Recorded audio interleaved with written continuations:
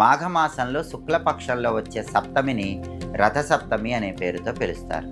దీన్ని రథసప్తమి అని ఎందుకన్నారంటే, ఈరోజు తెల్లవారుజామున ఆకాశంలో గ్రహాలు నక్షత్రాలు అన్నీ కూడా ఒక రథం ఆకారంలో ఏర్పడతాయి. అందుకే దీన్ని రథసప్తమి అన్నారు. అలాగే రథసప్తమి నుంచి సూర్యుడి రథం తన గమనాన్ని మార్చుకుంటుంది. ఉత్తర దిక్కు వైపు తిరిగి వేగంగా ప్రయాణం చేస్తూ ఉంటుంది. అందువల్ల భూమి మీద ఎండలు బాగా పెరుగుతాయి. సూర్యుడి రథం తన గమనాన్ని మార్చుకునే రోజు కాబట్టి, వేగంగా ప్రయాణం చేసే రోజు కాబట్టి దీన్ని రథసప్తమి అనే పేరుతో పిలుస్తారు. రథసప్తమి రోజు ఏం చేయాలి? రథసప్తమి రోజు చేసే స్నానం జన్మ జన్మల దరిద్రాలన్నీ పోగొడుతుందని ధర్మసింధు, నిర్ణయ సింధు, పురుషార్థ చింతామణి అనే గ్రంథాల్లో చెప్పారు.